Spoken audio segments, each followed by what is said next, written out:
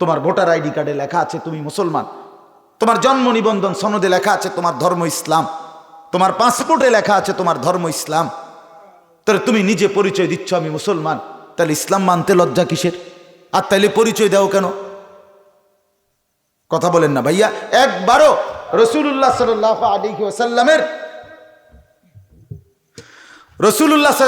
মতো একবারও চুল কাটতে মন চাইলো না, তো তুমি নবীর উম্মত বলো কেন? তুমি ফুটবল খেলোয়াড়ের গোলাম সেটা বলতে পারো না? তুমি ক্রিকেট খেলোয়াড়ের গোলাম বলতে পারো না? তোমার তো কোনোদিন মনে পড়ে না যে আমার রসুল কিভাবে চুল কাটতেন, আমার নবী কি পোশাক পরতেন, এটা তো একবারও মনে পড়লো না। আস্তাগফিরুল্লাহ, আস্তাগফিরুল্লাহ। হাদিসে আছে, শুনেন ছেলেরা, তোমরাও শোনো বাপ। রাসূলুল্লাহ সাল্লাল্লাহু আলাইহি ওয়াসাল্লাম পেশাব পায়খানার পরে মনে করেন অজু করতেন। যদি কখনো পেশাব পায়খানা করছেন এমন জায়গায় ইস্তেঞ্জা সারছেন, অজুর পানি মানে অজু করার জায়গা একটু দূরে, মনে কোনো ওই মাথা গিয়ে অজু করতে হবে, কোনো কারণে এখানে অজুর কি নাই, জায়গা নাই, হইতে পারে না এমন? মসজিদেরও তো অনেক সময় পেশাবখানা একখানে অজুর জায়গা আরেকখানে, এমন হয় না? তো যদি অজুর জায়গা ওইখানে হইতো, আমরা হাদিসে স্পষ্ট পড়ছি রাসূলুল্লাহ সাল্লাল্লাহু আলাইহি সাল্লাম ওই অজুর পানি ওইখানে রাখছে, এখান থেকে ওই মাথাত গিয়া শুধু হাইটা গিয়া অজু করবে, পানি আছে রেডি। কিন্তু নবীজি সাল্লাল্লাহু আলাইহি সাল্লাম এখানে আগে মাটি দিয়া তায়াম্মুম করে নিতেন, এরপরে ওইখানে গিয়া পানি দিয়া অজু করতেন। নবীজিকে জিজ্ঞেস করছি, ইয়া রাসূলুল্লাহ, এ কদ্দুর জায়গা, তায়াম্মুম করার কি দরকার? পানি তো ওই দেখা যায়, ওইখানেই পানি, ওইখানে অজু করবেন। আল্লাহ রসুল বলতেন, হ্যাঁ ওইটাই মূল অজু আমার, কিন্তু আমি চাচ্ছিলাম না এই কদ্দুর জায়গা অপবিত্র অবস্থায় আমার মালিকের জমিন পার হইতে। তুমি কেমনে বছরের পর বছর, দিনের পর দিন, সারাটা দিন পেশাব করে পানি না নিয়ে কেমনে কাটাও? মানুষ এত অপবিত্র কেমনে থাকে? কোরআনুল কারীমের মধ্যে আছে, আল্লাহ তাআলা বলেন, আমার বান্দা যদি তোমাদের পেশাব পায়খানা এমনকি ফরজ গোসলের পরেও যদি তোমরা ফাইন লাম তাজিদু মাআন, পানি না পাও, কোনোভাবে পানির ব্যবস্থাই নাই টোটাল, ফাতায়াম্মামু সাঈদান তাইয়্যিবা, তোমরা পবিত্র মাটি দিয়ে তায়াম্মুম করো, পবিত্র মাটি দিয়ে তায়াম্মুম করো, পবিত্রতা অর্জন করো। মাটি দিয়েও পবিত্রতা অর্জন করা যায় পানির অবর্তমানে, এটা জানেননি আপনি? কথা এটা শুনছেননি জীবনে? হ্যাঁ, এটা জানছেন। আর যিনি জানেন না, যাই না নিয়েন আপনার ইমাম সাহেবের কাছে, বলে তায়াম্মুম কিতা। যিনি শোনেন নাই উনি বুঝা নিন, হুজুর তায়াম্মুম কি, এটা কি হালুয়া না পরোটা না এমনি শুধু রুডি? বুঝেন না কথা? আর পরোটা হইলে এটা কি তেল ছাড়া না তেলওয়ালা? উনি হুজুরে বলে দিবে এটা কি হালুয়া, উনি আপনারা বুঝাই দিব। তো তায়াম্মুম করো।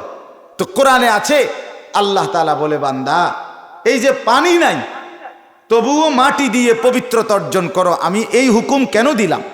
আমি চাই, এই কোরআনের আয়াত, ওয়ালাকিন ইউরিদু লিইউতাহহিরাকুম, আমি আল্লাহ চাই, আমার ইচ্ছা তুমি বান্দাকে পবিত্র রাখতে, পবিত্র দেখতে। আমার বান্দা অপবিত্র থাকুক, আমি মাওলা এটা পছন্দই করি না। আমার ইমানদার অপবিত্র থাকবে, আমি এটা সহ্য করতে পারি না। ইয়া আইয়ুহাল্লাযীনা আমানু ইদা কুমতুম ইলাস সালাতি ফাগসিলু ওয়ুজুহাকুম, এই আয়াতের মধ্যে আছে। আল্লাহ বলে আমার মুমিন বান্দা অপবিত্র থাকবে, আমি এটা পছন্দই করি না, আমি এটা পছন্দ। আল্লাহর কোরআনে আছে, আল্লাহ বলেন, ইন্নাল্লাহা ইউহিব্বুত তাওয়াবিন ওয়া ইউহিব্বুল মুতাতাহহিরিন। রব্বুল আলামিন বলে, দিলটা যে পবিত্র রাখে আমি তাকেও ভালোবাসি, শরীরটা যে পবিত্র রাখে আমি তাকেও ভীষণ ভালোবাসি। সুবহানাল্লাহ। তাওয়াবিনকেও ভালোবাসি, মুতাতাহহিরিনকেও ভালোবাসি। দিল পবিত্র রাখলেও পছন্দ করি, শরীরটা পবিত্র রাখলেও পছন্দ করি। যেই অন্তর, মনে রাখবেন এই ব্যাপারে শেষ কথা, এটা মনে রাখেন ছেলেরা, তোমাদেরকেও বলি বাপ, আল্লাহর কসম এটা পরীক্ষিত কথা, যে শরীর নাফাক থাকে, এই পেশাব করে পানি নেয় না, টয়লেট পেপার ব্যবহার করে না, ঢিলা কুলুকের গুরুত্ব দেয় না, এই নাপাক মানুষটার কলজার ভিতরে কোনো সময় নেক কাজের কোনো আগ্রহ জাগে না। বিড়ি শেষ হলে আবার বিড়ি ধরাইতে মনে হয়, কিন্তু নামাজের কথা মনে হয় না। একবার বেডি সাউনের পর আরেকবার বেডি চাইতে মনে হয়, কিন্তু নামাজের কথা মনে হয় না। পাক শরীর যে কথা বুঝিনি, মিশা কথা একটা কইবার পর আসতে আসতে আরেকটা কক দেখছি তুই কেমনে কইলাম, টেরো তো পাইছে না হইতে। বাহ কি রঙে না, বাহ হেতে না আপনারা হাসরের ময়দানে বিচার করবো। টেরো তো পাইছে না বেটা, তুই বেকুব বলে পারতিনি, হেতে বেকুব। ওই যে সত্য কথা বলে হে হলো কি হে রে কক, তুই বেকুব বলে পারতিনি বেটা, আমি তো দেখছ 3টা মিশা কথা কইলাম, একটা তো টের পাইছে না। আপনি কি সালাক, আল্লাহু আকবার। আপনার মতো সালাক কি আর আঁটে বাজারে ওঠেনি, আপনার মতো ছাগল তো বাজারও উড়ায় না। আস্তাগফিরুল্লাহ আস্তাগফিরুল্লাহ, কি বললেন এটা, কি বুঝাইতে চাইলে? নিজে চালাক, নাফরমান চালাক, কথা বলেন না কেন?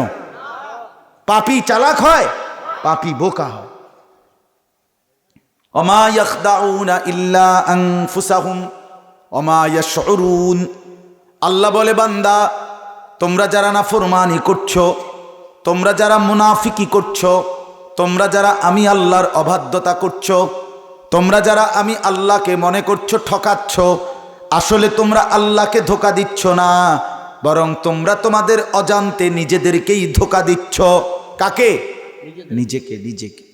আরে বান্দা তোমার ভুল করছো, তুমি তোমার নাফরমানি করছো তুমি। এই জন্য বাপ, ছেলেরা, বন্ধুরা, আমার চাচারা, আমার বাবারা, পর্দার আড়ালের মা বোন যারা শুনতেছিলেন, আপনাদেরকেও বলি মা, জিন্দেগি সুন্দর করেন।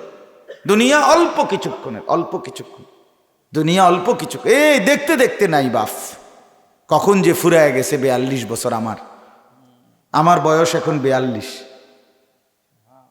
চশমা ছাড়া ছোট্ট লেখা দেখি না। প্রতিদিন সারাক্ষণ কোমরের পিঠে ব্যথা করে, সারাক্ষণ। আর সমস্ত ব্যথা বা এগুলো কি মেহনত, কিতা পরিশ্রম করতে গিয়া মেহনত হয়েছে, এ কথা তো আমি কোনো সময় বুঝি নাই মিয়া। এখনই না ক্লান্তি বোধ করি, ক্লান্তি তো আমি কোনো সময় টের পাইছি। আমি তো 4 ঘন্টা 4.5 ঘন্টা টানা বয়ান করছি।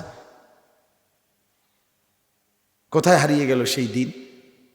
আমি তো এরকম ওয়াজ থেকে নাইমা ডাইরেক্ট দোকানে ফ্রিজের 1 লিটারওয়ালা বোতল 7 আপ কোক এডি খাইতাম আগে, ঠান্ডা।